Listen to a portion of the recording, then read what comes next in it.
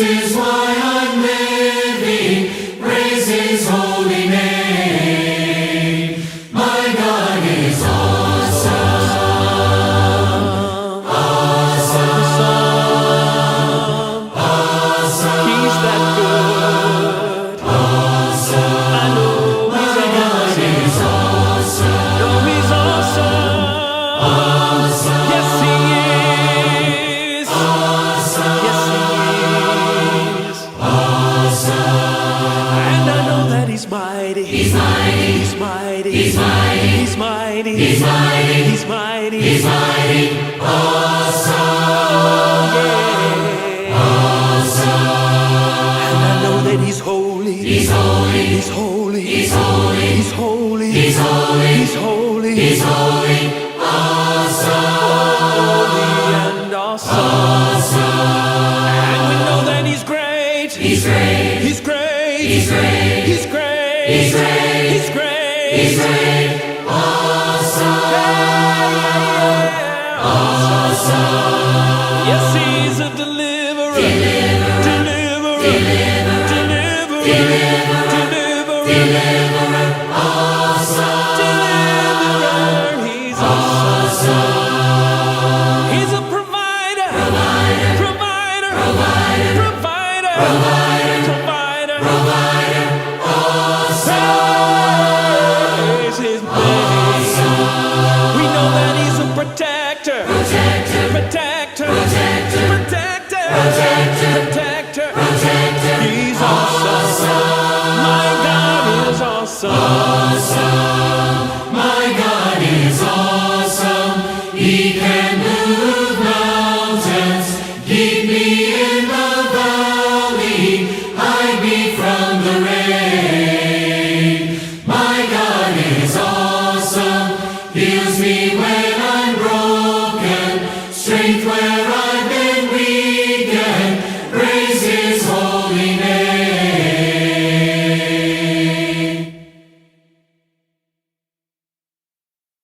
In Christ alone my hope is found. He is my light, my strength, my song. This cornerstone, this solid ground, firm through the fiercest drought and storm. What heights of love, what depths of peace, when fears are stilled, when striving cease. My comforter, my all in all, here in the love of Christ I stand. In Christ alone, who took on flesh, fullness of God in helpless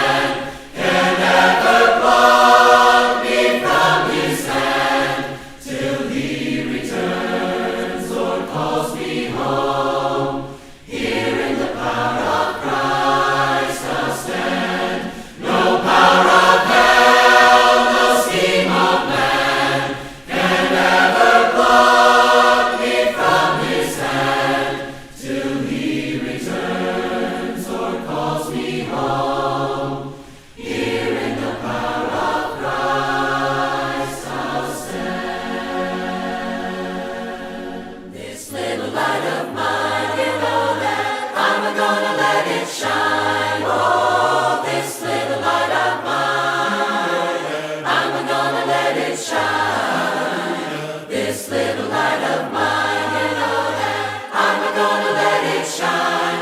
Let it shine all the time. Let it shine, oh yeah.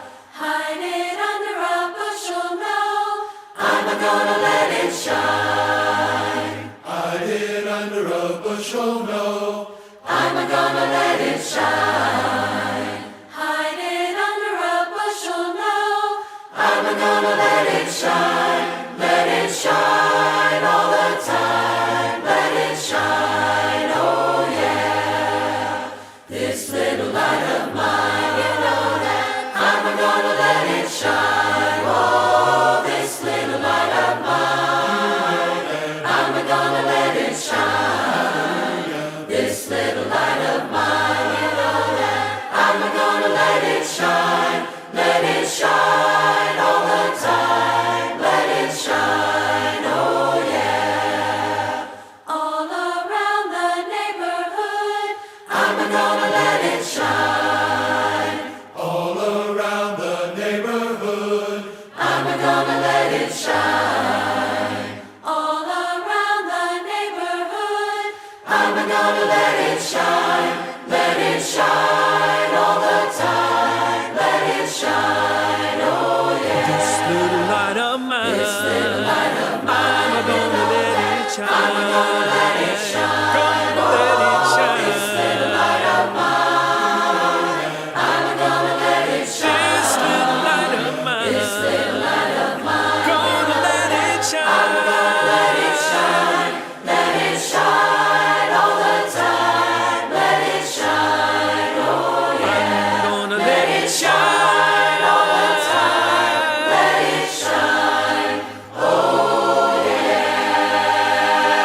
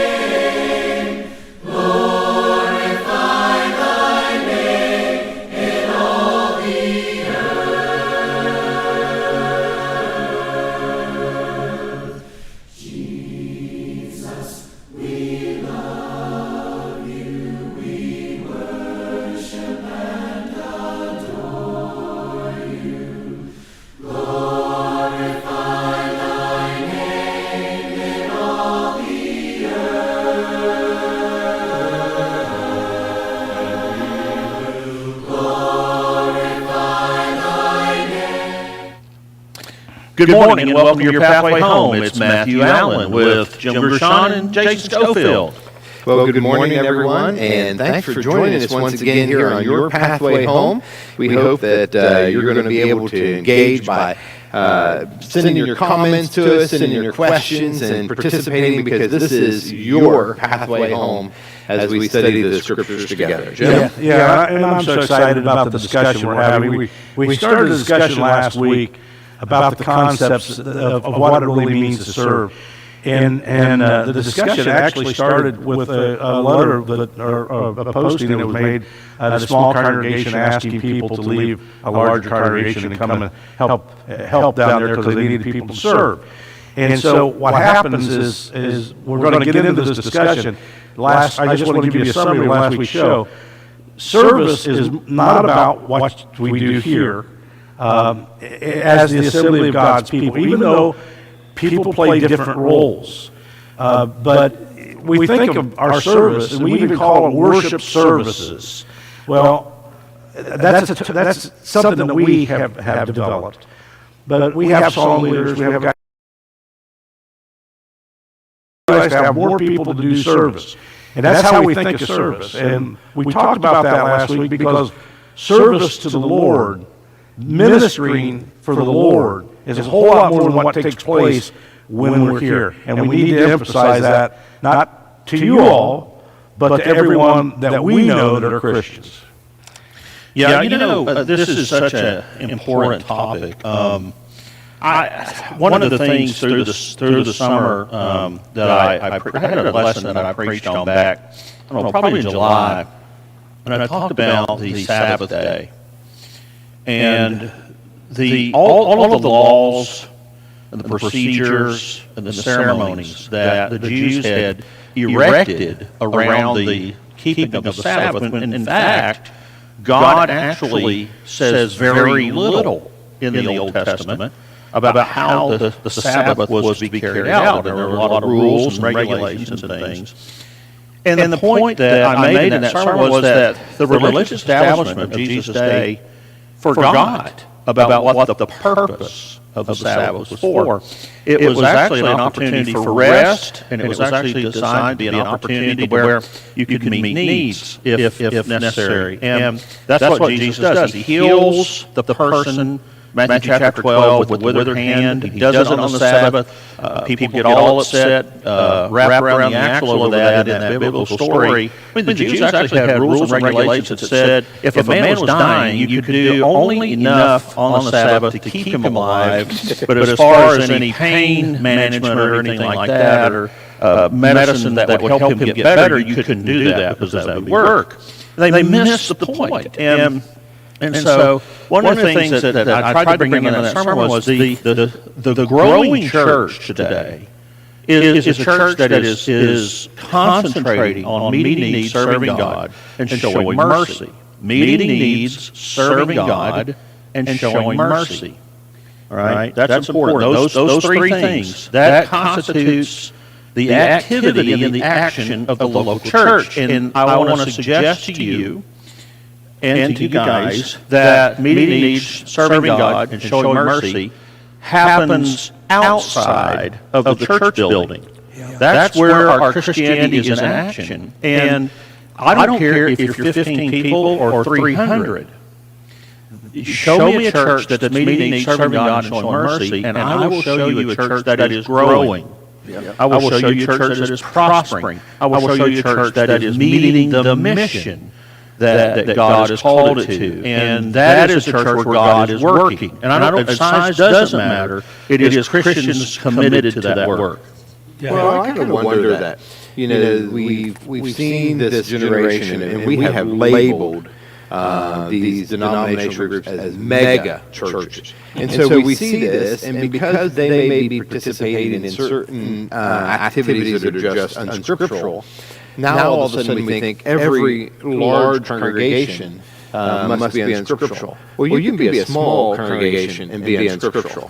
And so I have seen congregations, I was speaking to your brother, Jim, about this one time. He said about they got some criticism where he was working, and how somebody said to him, "Well, your congregation hasn't grown for 30 years."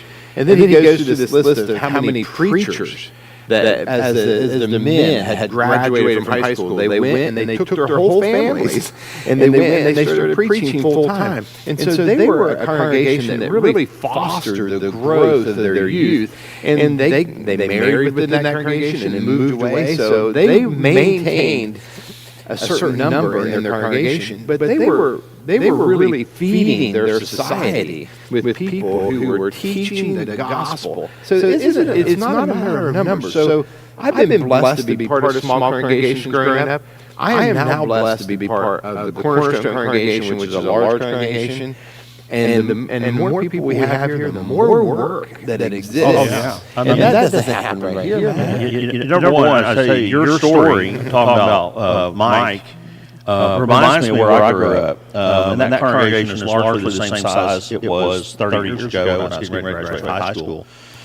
And one of the things that's really interesting is out of that little small group, I think there's four or five of us that moved away and started preaching. It's an amazing story. And even though that congregation is small in size, and a lot of people would dismiss it as not having a productive future, you can look at what has happened there and see the good that's come out of it. And so, as we're talking about this, Jim, I know we're going to kind of dive into this here in a few moments. We really want to look today practically. What are some things that I can be doing inside the local church? Our main point is if acts of service inside the local church are not solely limited to leading singing, preaching, leading the Lord's table, leading prayer, or administering the giving part, the so-called 5 acts of worship. If service is much, much more than that, then what is it? What can it be? That's kind of what we want to talk about a little bit. Yeah, when we go back to Ephesians 4, and they left apostles, prophets, evangelists, pastors, and teachers, the purpose of that was for the equipping of saints, so we as saints could work the ministry, or minister Christ, not only just among ourselves, but to the world. And I'll tell you what I had this thought. And we've been part of this. The church has been known for what it doesn't do. Yeah. More than what it does do. Well, we don't do this, and we don't do this, and we don't do this, and we don't do this. Well, how do you think the word anti came up? The anti came up because people didn't know what we did. They know what we didn't do. And service is about doing something. So we need to become known for what we do, not what we don't. And Paul makes this statement that he was crucified with Christ and Christ lived in him. In the life he lived in the flesh, he lived by faith in the Son of God. Well, when was it? Was that when he was with the brethren? Or did Paul live that life at all times? And so when we talk about service, there's a lot of things you could do among the body of Christ, but that's not where your service is limited to. But when people say, we need more people to serve, a congregation needs people to grow in God's grace and knowledge. They need people to be built up so that they might carry out the work of service, which is not inside, but to the world. Yeah. And that's how a congregation grows. And when a congregation stays small, one of the problems that you have is we do view this, our coming together, as our service to the Lord. And that's not what our service is. Well, yes, Jim, in Acts chapter 17, when they were talking about members of the church who, as it said there, these men who have turned this world upside down. Yeah. That wasn't because of actions that took place within their assembly. Yeah. That was because of actions that took place outside of the assembly. And I think, if you are not working with your congregation, and I'm not, because I've been part of big congregations, small congregations, this worship in general doesn't really change. I mean, we're all singing, praying, preaching. That's about the same. The service schedule almost looks identical anywhere I've ever went. But I'm going to tell you the work Yeah. changes, the dynamics of the needs among the members, whether there's more widows or not. And so I'm anxious here, Matt, to get into this discussion about some practical things that we can engage with. You know, one of the things I was just thinking about, and I'm going to go back to 2010 when my first experience with this congregation began, and when I moved here, we had me, the preacher, had an office, but that's it. No other support staff, and we did that for 4 or 5 years. And as we went along, the needs of the congregation grew. And so in 2015, 2016, we hired another preacher. And and somewhere along in there, we brought on a secretary. And what has happened as we've gone through the last 5 years since is the work has continued to grow. There's more and more needs. And it has just been there's people that are needed to be behind the scenes doing that work, and there are so many people that are involved in making that happen. And at the same time, the congregation has grown, and so it's been a beautiful thing. But I'll tell you, one of the things that happens if you want to see a work that is meeting needs, serving God, and showing mercy, think about someone in the congregation that you can take under your wing and be a mentor to. Yep. I think that is one of the greatest things that I see that has happened here in this place over the last 5 or 6 years. People taking an active role in the lives of others, older to younger, and other people that are the same age. We have groups that help one another, people that struggle with various things. There are people that meet together to pray with them and to encourage them and to serve as an accountability partner. All of those types of things are going on, guys, and it's about the idea of serving one another, being a mentor to them to help them through as they cope with their problems. Yeah, I think sometimes we get the idea that what happens here stays here. But let me just explain a couple things. We got a list of things that you can do at your local congregation to get this concept of serving the Lord into movement in your congregation. First of all, people think it's pretty common just to greet people. But let me tell you, if we greet people at the door and they go out the door and there's no follow-up to what happens is, what's that greeting really mean? Hey, thank you for being here. Really appreciate you being here. Let me tell you some of the growth that's happening. We had a baptism this week of a young lady that walked in the building, was greeted, was brought in, and people started caring about her and loving her. Including her in their lives. And including her in their lives. And then one of the ladies of the congregation had Bible studies with her. You know what? She was buried into Christ Thursday night. And she wasn't a young person. She's in her 30s, or maybe 40. But I'll tell you, it's the influence of, yes, we met them here, but we met them outside. Yes. And we kept meeting them, and we kept including them, and made them part of our family long before they become part of the Lord's family. Well, we see Christians tending to the needs of other Christians, even for physical needs, whether it be clothes or hunger, and even the sick. We went through the last year and a half of this pandemic. I am so sick of COVID, and I work in the medical profession. But I'm going to say I am sick of making an excuse that this was COVID and whatever. But with all these sick people out there, if you missed an opportunity to encourage, to write a letter, to send an email or a text, even to the point when they were recovered and safe to be around, that you went and visited them, whether it be in the hospital. I don't think you can do that right now, but I have to say these are opportunities that when you were at your lowest moment. I remember having a series of surgeries about 5 or 6 years ago. I was down. I was cooped up in the house, and all of a sudden 30 people show up out of nowhere in my house and start singing songs.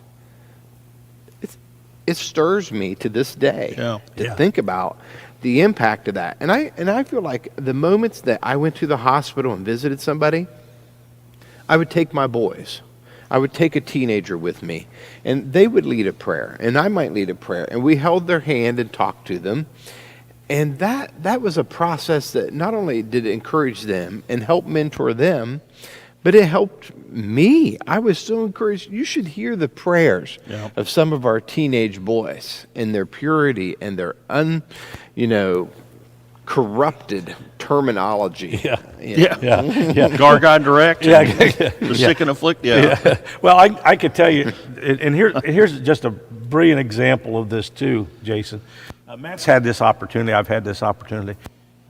And when I talk about it being an opportunity, to be with people when they die and be with their family when they die. Family's usually a pretty closed-in situation. But when you're in the Lord's family, you're going to have opportunity to be there at the worst moments of people's lives.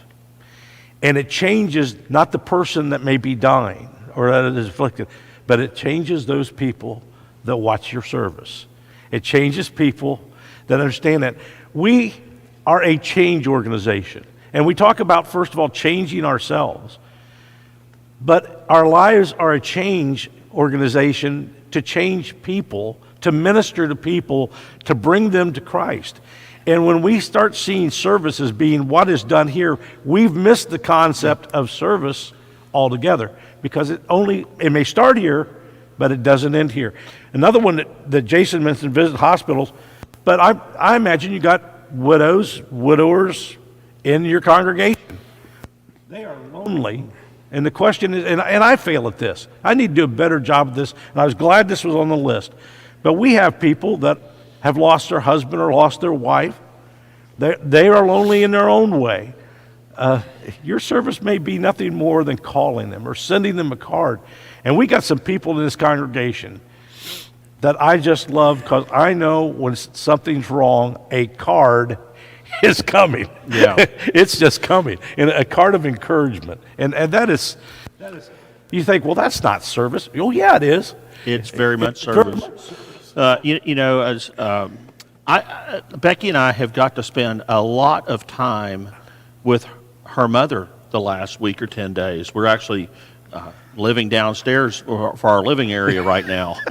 And so we've got to invade Loretta's space. But, one of the things, she lost her husband, my father-in-law, about a year and a half ago now. And, that's been an adjustment. And the idea to be able to serve and reach out and people let her know that they care, that's been a lot to her. And that's been in our family. But I'll tell you, you mentioned a moment ago, 2 weeks ago, myself and two of our elders went down to Springboro and were there with one of our brothers here who was passing away. And we were able just to spend, about 15 minutes with him in prayer. I know he knew we were there. And he reached out his hand and grabbed onto ours, and we were able to pray with him and be there with him. Oh, man, you want to talk about hard. Those are hard, difficult moments. But I think that's what we're called to do. You see, what Jim and Jason are talking about is a life. It is our life. It is what we do as Christians. This is not a hobby. This is not something that we do just on the weekend. This is what we are. This is who we are. And that really should be something that describes us, each of us, inside the local congregation. And so many of these congregations talk about, let's have an outreach program and an evangelizing program. I'm telling you, the program is called Life. Yeah. And getting engaged when you see the needs or a way that you can share the love of Christ. I'm going to tell you, when Jesus walked upon a blind man, he didn't say, now what, are you divorced? What's your church situation? He never talked about none of that stuff. What did he do? He took care of a need. Now, I know we can't heal the blind, but I'm thinking in Acts chapter 6, what it describes happening there within this congregation is neglected widows. There was issues there, and I bet you, and it says daily neglect for their daily needs. And so my thought is there are things that's daily happening that you need to be engaged with. I had recently somebody message me from the community, worked with them years ago, and they said, can your church help me? Can your boys come over here and help me, because I have a husband that's disabled, we have a situation that we need help with, or whatever. Why did she reach out to me? Because Not because Jason's such a great example. There are so many missed opportunities for Jason that needs to improve.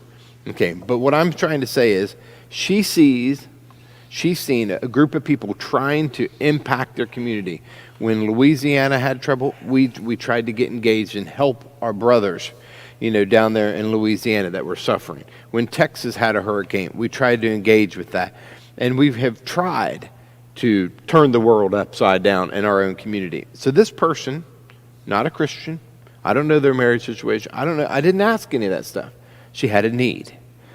And so if you imagine, an outreach program called Life, there's no better program, and that's the Lord's design. We do life together. Yeah. And I don't have a passage that's on the screen here to share with you, but I have it on the computer here in front of me.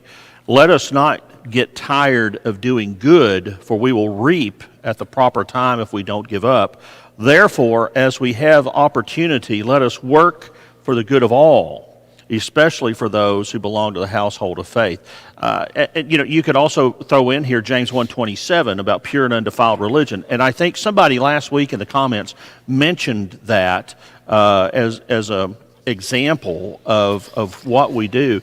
And then, of course, in James 2, one of the larger emphasis in that chapter is faith without works is dead. Congregations are going to be busy, active, looking for opportunities, taking the initiative. Yeah. All right, be it on good or be it on small or big things. And I'm going to put up Ephesians 4:16 here, and I want you just to pull the principle out of the verse here. The idea here is that every part of the local body is doing its part, and it doesn't matter if it's flashy. It doesn't matter if it's not flashy. The idea is everybody's doing their part. And notice what the result of that is. See the principle there. The result is growth. The growth. And how does that growth happen? Through the working of each individual part. And that is an expression of the love of Christ. Yeah, I want to hit on something that you just used the passage, Galatians 6. This is one of the problems. Galatians 6 so many times is read as the congregation doing something. Galatians 6 is about the individuals in the congregation doing something. It starts out, if a man be overtaken in a fault, ye which are spiritual, restore such a one in the spirit of meekness, considering yourself, lest you also be tempted. Then it says, bear one another's burdens. It talks about my individual responsibility to every person, not only here, but when you get down to verse 10 that Matt quoted, as you have opportunity to do good unto all men. Well, and here's the thing, okay, and I want to take this back to what I mentioned at the beginning of the program. And that is the idea, like the scribes and the Pharisees, we can add so many rules and regulations that we forget the spirit of what is said in Galatians 6. And somebody mentioned a moment ago about how the church has often defined itself by what it doesn't do. And we wind up doing nothing. And we neglect the spirit of passages like the Galatians 6, 9, and 10 passage or the James 1:27 passage because we're so concerned. Look, I've heard of congregations, something comes up, and the first question is, can we do that? And there's a big, long discussion about can we do it, and while the need's sitting there and the principle is already there in Galatians 6, 9, and 10. Yeah, and the other thing is, whether the collective body can be involved in it or not, that doesn't limit what you can do and the service that you can do. Right. And I think what happens is we think the church does our work for us. And the problem is, if you want to see the church stay the size of the church, everything's done for the church. It's not done to affect the world. We're not servicing. We're not working the ministry outside the building. We're just doing everything to handle the church situation. That's the wrong concept. I think a lot of congregations put up a sign out front, put a phone number and a website address and the times of services, and just wait for the world to walk through the door. Well, because the concept is very denominational, that we are going to think that we have taken care of church. Why? Because we have been in attendance, and we have participated while we are here. and that is denominational. The Yeah. church is made up of individuals. This is not the church.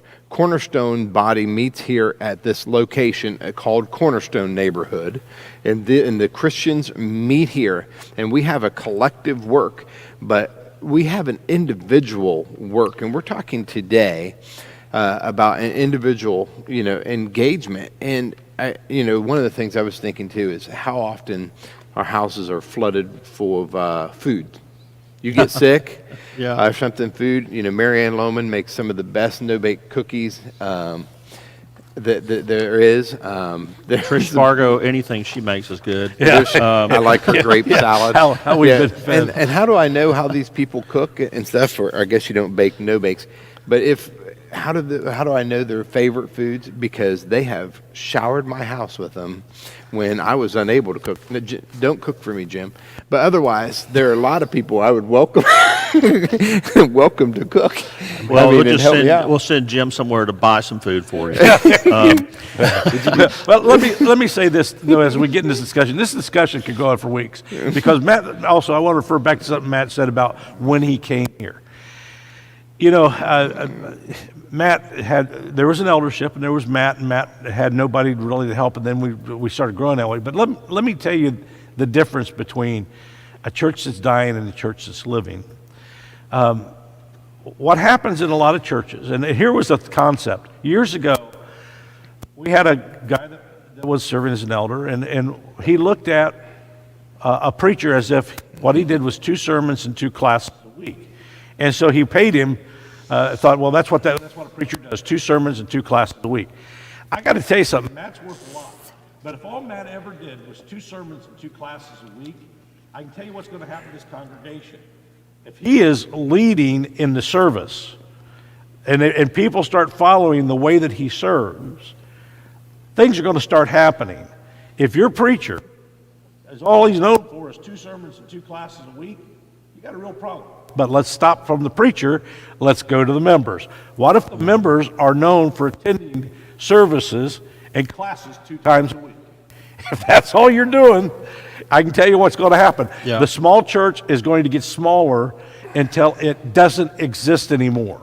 And what happens in a church that's active, where they understand their service isn't 2 sermons and 2 meetings a week or 2 classes a week, but they understand their service is an ongoing 24/7, whatever is needed, whatever I can do.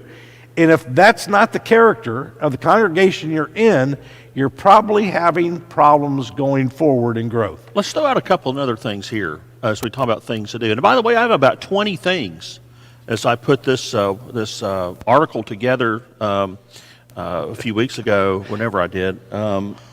Teaching a class. Now, I'm not talking about a class on Sunday or Wednesday. I'm talking about maybe one night of the week or on a Saturday. You could get some of your young people together and have a special class just for them, and make it where maybe it's not a formal, lectures type thing, but maybe you get together and you just sit down and you talk about what's going on today. It could be that you have we have a special class here on Tuesday where we get a number of members together. Right now we're talking about church history and some of the early church fathers. And what we do? We have a little lesson that lasts about 45 minutes or an hour, and then a lot of us go out for lunch afterward. We spend that, and that is valuable time where we're spending that time with one another, encouraging one another, building up one another. Notice the passage on the screen above me, building up one another there, and the idea of everybody working together. But teaching a class, and take the initiative on that. Yeah. Also, just an example, we have a class Friday morning. Every Friday morning at 7 o'clock, we meet at a restaurant, and we've been doing this for 30 years. 7? You guys are eating later now. Yeah, we are. Well, COVID kind of COVID did that. shut down to 6:30. But just an example, next Friday, if you have young people in the area, next Friday, a member of this congregation has invited young people to their house to have a devotional, a bonfire, whatever they're Friday doing. night, yeah. On Friday night. There's always something going, drawing Christians together, not just Christians from here, but whatever people can be drawn into that so they could know the fellowship of God's people and learn as we serve them.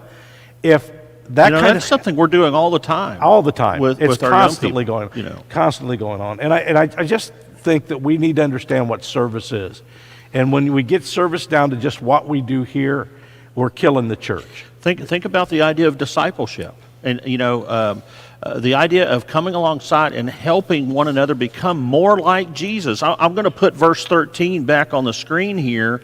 What's the goal when you go back to verse 12, Ephesians 4? The leadership equips the saints for the work of ministry.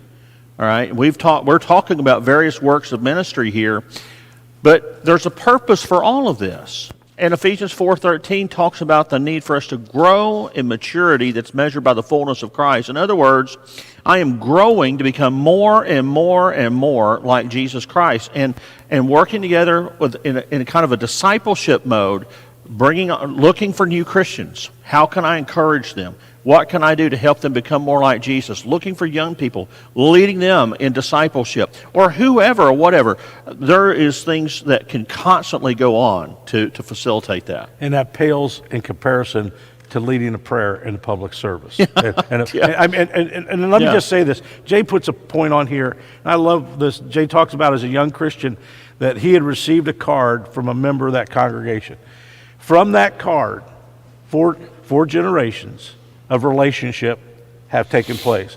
I'm a product of this. My dad was at work, wasn't a Christian, had 4 kids, and or just had the first kid, but he was there and he was talking to a coworker about his child, and the man said, you need to know more about what the Lord says for you as a father and to do different things. Well, from that one man, outside of, Dad wasn't in the building. Getting Dad in the building, he only went where the best softball team was, so he could play softball. That's what he would do. But this man brought this up to my dad. My dad and my mother became Christians, raised their family, and you just look at the spread of the gospel by that one seed planted. And so our service is to scatter the seed. Our service is not, could you imagine if we had all this seed and all we did was throw it in the aisles here? It's not going to grow. It's going to be a limited crop. Yeah. So, I really think then I have to ask myself, these are all things that we can see the benefit of. So why isn't it happening? And I'll tell you why I believe it isn't happening. That's a good It isn't point. happening because our love for God, our passion for God hasn't been appropriately developed, or it's just not there, or it's fake, or we think that it's there because we're in attendance and we participate in a few things within this group. It reminds me of a young preacher some years ago that was it's being mentored in the congregation. And every time I sat down with this guy, he talked about cars, he talked about girls, and a bunch of things. And it's okay to have those passions, but what I never heard is anything spiritual. And I brought it up to him. I said, I can see where your passion in your heart is, but what you never talk about is preaching. What you never talk about is, some Bible concepts. Jim, I don't know that we've ever been together, we haven't talked Bible. Yeah. And you sell me insurance, you've done it. I mean, we've had working relationships and otherwise, but we never get together and not talk about Bible. Same way with Matt and so many other people. I tell you, that guy isn't preaching today. I want to tell you what I think. The reason people get engaged with other people and seeing to their needs and working within the congregation is because of their passion and love for God. They can't stop talking about it. They live it. They wake up in prayer. They go to sleep in prayer. They're in the Word, and they are involved in people's lives, and that's driven by their love for God. And if that's not there, checking off a list of whether you're doing something or not is worthless. Yeah. Well, let me tell you. So I have the bulletin open here, and I'm looking at page 3 of the bulletin, and the whole page of our bulletin is dedicated to those in need of prayer. In fact, we not only have this long list of new and more urgent needs, on our website in the members section, we have a list of probably 50 to 75 names of people that have long-term, ongoing situations and health conditions.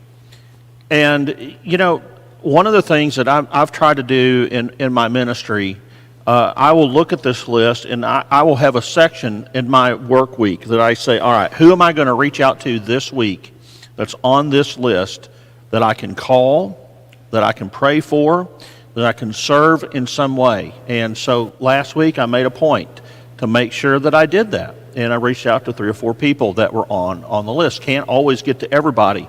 But the point is if while I can't always get to everybody, there may be some that you get to that I don't, and vice versa. And that way everybody in the congregation is reached. But, a lot of congregations will put together a nice church bulletin with a prayer list. Put that on your refrigerator.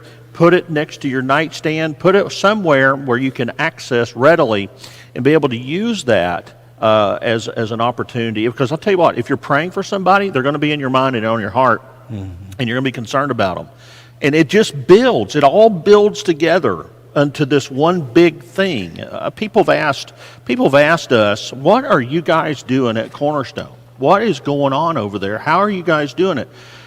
A lot of what we've talked about this morning, I think, is why we are seeing what we're seeing here, okay? Because we have people meeting needs, serving God, and showing mercy. And it's action every day. It's not just one thing. There's not one thing that I could point to that helps a congregation grow. It is a collective of many different things. It's not a program. It's many different Christians involved in the work where they have, as you guys have said, it's their life. It's what they do. And if you walk in and feel lost in a large congregation, that's your own fault. There's plenty of work. In fact, there are needs everywhere. And if you're looking for needs, we can help you meet those needs. My understanding is they put a catfish in with trout because trout will settle down in a pool, and they actually will go down and become, in their stagnation, become dead. And so they put a catfish in there to keep it stirred up. I may have that wrong, but that was an article or something I had read. And I thought, boy, that makes a lot of sense.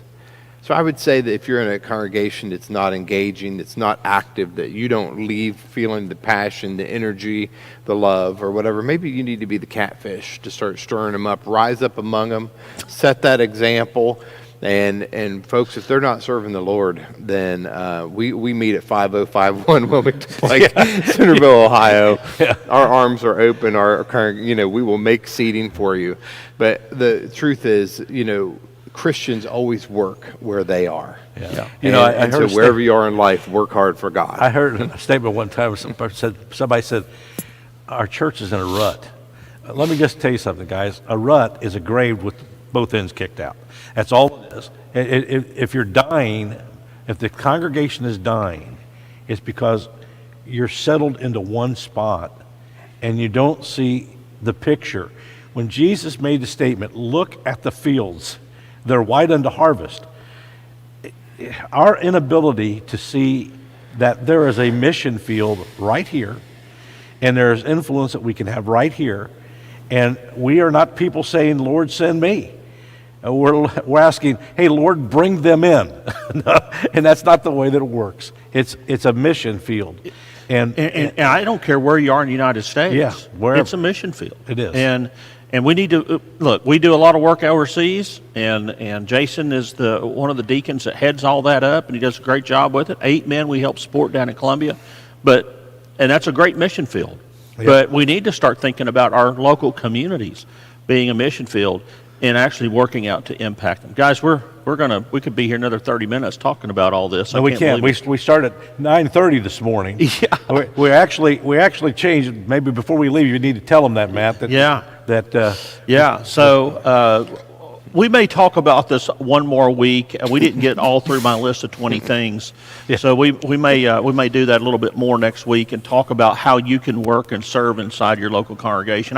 One of the things I will say very quickly is, let go of the past. Don't be negative. Embrace the opportunity and approach wherever you are in your congregation with optimism and look for those opportunities, and God will bless you with that. Yeah. So, yes, this is the new quarter change. Our new vision plan is starting today here with our 2022 curriculum that begins today. And one of the things that for the last, 10, 12 years, we've had a children's devotional that begins at 9:30. We have decided to change that up a little bit, and starting today at 9:30 and going on through the rest of this year, into next year, we're going to be talking about, we're going to be opening up the service at 9:30 with a devotional in song. And we're going to be singing some. We're going to be talking about some of the songs that we sing and the meaning behind them and the power of the lyrics and how it connects to Scripture. And Jim is going to be leading that during the month of December, and that's going to start at 9:30. And we will be live streaming that this morning. And then from there, we'll go into our Bible class that begins at 9:45. So we want you to join us at that. The live stream will go up for that here in about 30 minutes or so. And I'll be looking for that if you are at home today. You know, lights only brighten a room when they're turned on. If your passion has burned out, let me encourage you this morning to reignite your passion, reignite your light, and start serving the Lord, engaging with His people, and getting to work, because that's why congregations grow. That's serving the Lord the way He wants to. We hope you have a great Lord's Day in His service. God bless everyone. See you next week. Have a great day. We'll see you at 9:30. My God is awesome. He can move mountains. Keep me in the valley. Hide me from the rain. My God is awesome. Heals me when I'm broken. Strength where I've been weakened. Forever He will reign. My God is awesome. He can move mountains. Keep me in the valley. Hide me from the rain. My God is awesome. Heals me when I'm broken. Strength where I've been weakened. Forever He will reign. My God is awesome.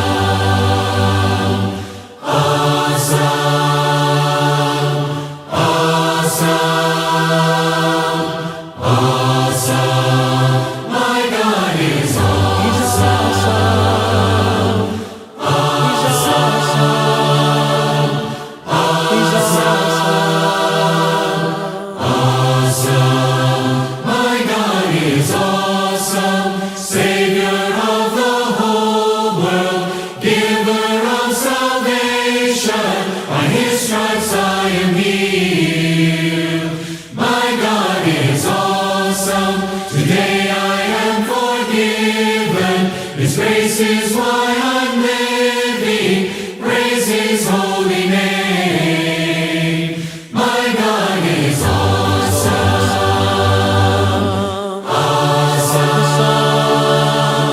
Awesome. He's that good. Awesome. I know He's My God is awesome. know He's awesome. Awesome. Yes, He is. Awesome. Yes, He is. Awesome. And I know that He's mighty. He's mighty. He's mighty. He's mighty. He's mighty. He's mighty. He's mighty. He's mighty. Awesome. Awesome.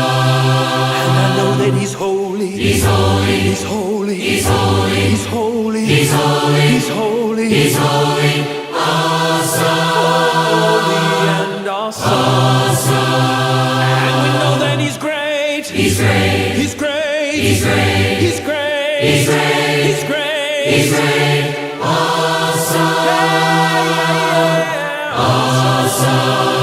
Yes, He's a deliverer. Deliverer. Deliverer. Awesome. Deliverer. He's awesome. He's a provider. Provider.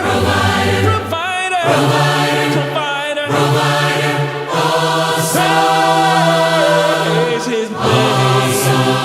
We know that He's a protector. Protector. He's awesome. My God is awesome. My God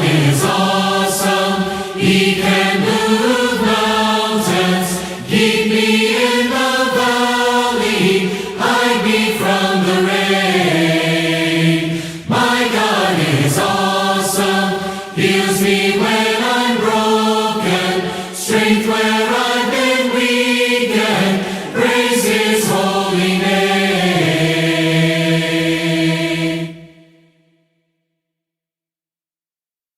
In Christ alone my hope is found. He is my light, my strength, my song, this cornerstone, this solid ground, firm through the fiercest drought.